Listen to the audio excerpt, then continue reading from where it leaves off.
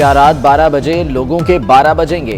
कल से पेट्रोल और डीजल महंगा होने का खदशा, हतमी मंजूरी वज़ीर आज़म इमरान खान देंगे। पेट्रोलियम कीमतें पहली बार 150 का फिगर क्रॉस कर सकती हैं। पेट्रोल महंगा होने से महंगाई मजीद बढ़ेगी।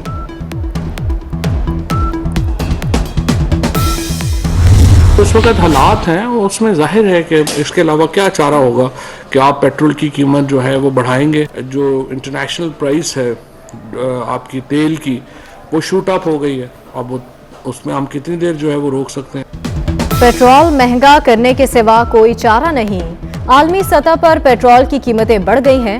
हम कितनी देर कीमतों को बढ़ने से रोक सकते हैं? फवाद चौधरी का वाज़ेह ऐलान।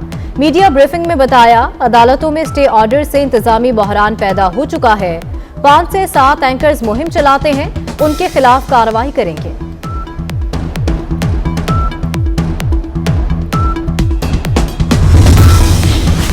वज़ीर आज़म के आने से पहले लाहौर में बड़ी सियासी हलचल। जहांगीर तरीन ग्रुप का अहम इकट्ठ। ओन चौधरी की जानिब से अरकान के एजाज में शाया। जहांगीर तरीन, सूबाई वजीर नुमान लंगड़ियाल, अजमल चीमा, इसाक खाकवानी, मुशीर वजीर आला अब्दुल हज दस्ती, राजा रियाज, खुरम लगारी समेत दीगर की शिरकत। बड़ी बैठक में मौजूदा सियासी सूरत हाल पर गुफ्तगू। उनका तो खेल मुक गया है, तो हमारा खेल शुरू हो गया है। हमने भी अदम एतमाद की बात शुरू कर दी। ये मुल्क हमारा है, ये किसी का जागीर नहीं। इस मुल्क के हम मालिक हैं कि फिर मालिक कब्जा छुड़ाना चाहता है। और अगर दिफाई पॉलिसी मजबूत होती तो कम से कम हमारे परवेज खटक को दे देते। उनका खेल खत्म और हमारा शुरू हो चुका है। मुल्क के मालिक हम हैं और हम कब्जा छुड़ाना भी जानते हैं। अदम एतमाद के जरिए हुक्मरानों को घर भेज देंगे। मौलाना फजलुर रहमान की ललकार।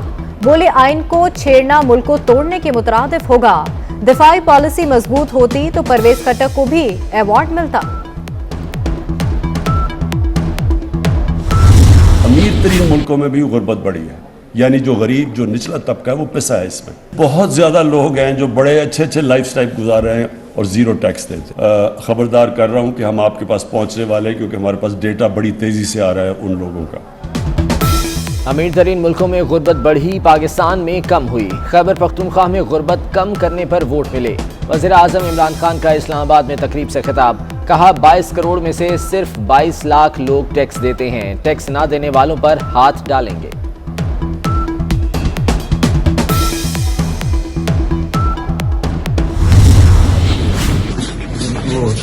घबराहट परेशानी मेरी सियासी मुलाकातों से नहीं है। जो मुल्क की तबाही की है, मस्जिद की तबाही की है, महंगाई, बेरोजगारी में पाकिस्तान की तारीख में कभी इतना इजाफा अब हुआ है। और फिर कर्जों के ऊपर कर्जे इतने लिए गए कि जिसका कोई मिसाल नहीं। वज़ीर आज़म को हमारी मुलाकातों से नहीं, मुल्क की तबाही, महंगाई, बेरोजगारी से घबराना चाहिए। शहबाज शरीफ का इमरान खान को मशवरा। बोले, पीटीआई दौर में रिकॉर्ड कर्जे लिए गए। गंदम और शुगर समेत करप्शन के बेपनाह स्कैंडल हैं। अरबों खरबों की करप्शन करके मुल्क की दौलत दोनों हाथों से लूटी गई।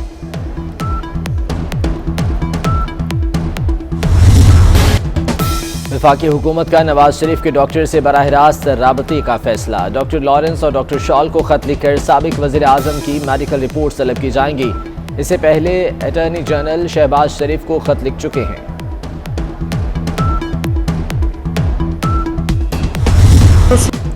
मोनस सलाही ने कालाबाग डैम मंसूबे का मामला काबीना के सामने रख दिया। बोले, वज़ीर आज़म साहब, मामले पर काबीना कमेटी बनाई जाए।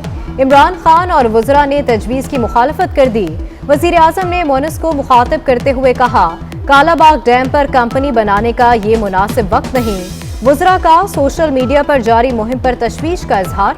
इमरान खान के खिलाफ गैर मुनासिब ट्रेंड पर ब्रिगेडियर एजाज शाह आबदीदा हो गए। बच्चों की मौजें खत्म। एक दिन छुट्टी, एक दिन स्कूल का ऑप्शन खत्म। पंजाब में कल से स्कूलों में 100% हाजिरी होगी। तमाम बच्चे स्कूल जाएंगे। सूबाई वज़ीर तालीम मुराद रास कहते हैं, स्कूलों में SOPs पर मुकम्मल अमल दरामद कराया जाएगा।